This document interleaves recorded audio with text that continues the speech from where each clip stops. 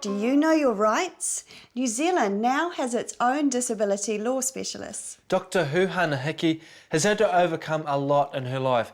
Now she's passionate about helping others with legal issues. Grant went along to learn more about the service and find out just what drives this dedicated woman.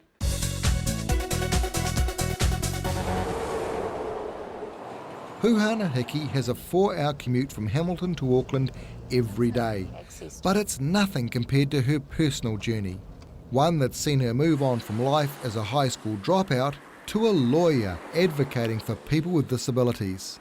She's based at the recently launched Auckland Disability Law Office. I believe in this job and I believe that this service can go nationwide. I also believe it can make a difference and close some of those gaps.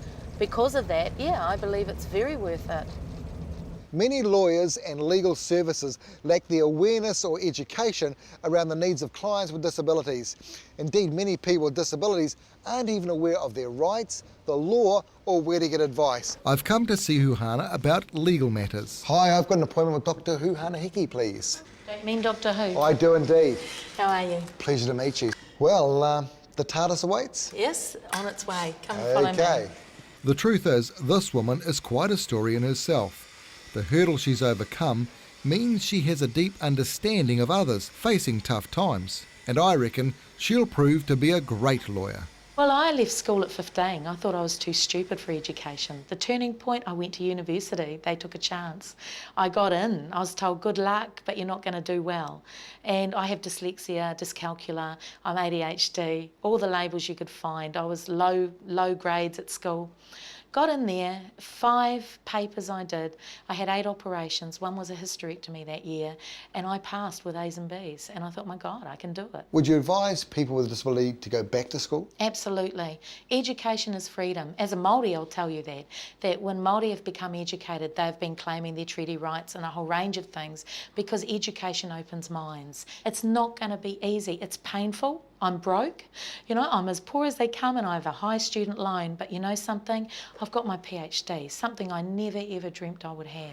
You know what? She reckons she wouldn't have done it if she hadn't developed multiple sclerosis 11 years ago. But back to the legal service she's now involved in. We are here to address the unmet legal needs of Aucklanders with disabilities. Like Peter, who's after some advice on his will.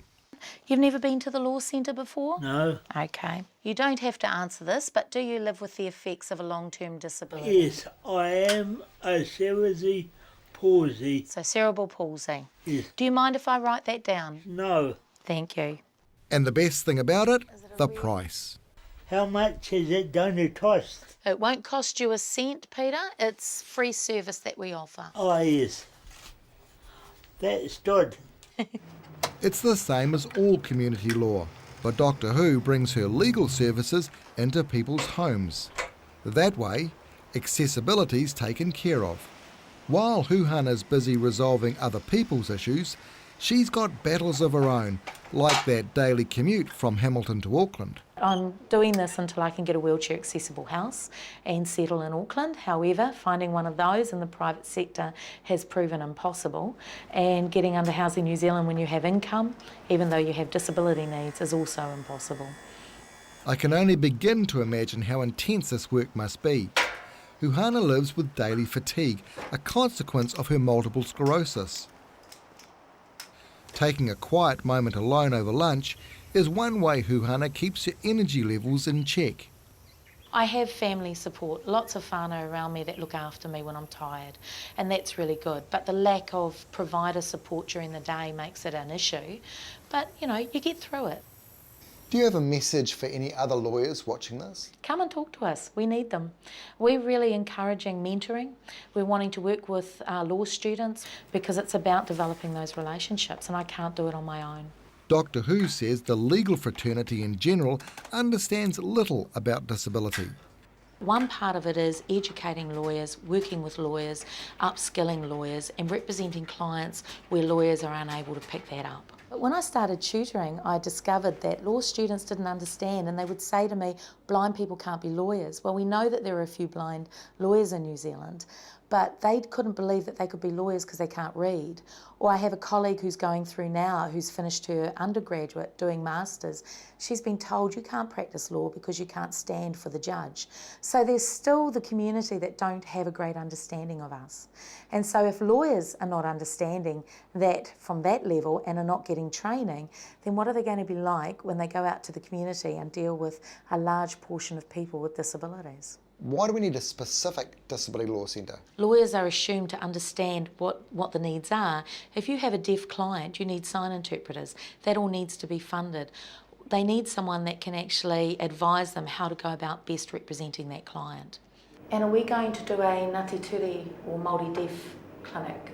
Auckland disability law is the product of 10 years' research. Huhana and her team Heather Alford and Nicola Owen have regular meetings to assess the service and plan the weeks ahead. Some of the matters, like if we have to book in a sign language interpreter, then we might need that extra time. Schedules are tight. These three women service all Auckland's disability legal needs. What's the process for them coming and getting assistance from you? Give us a ring and we will work through what we can do to help them.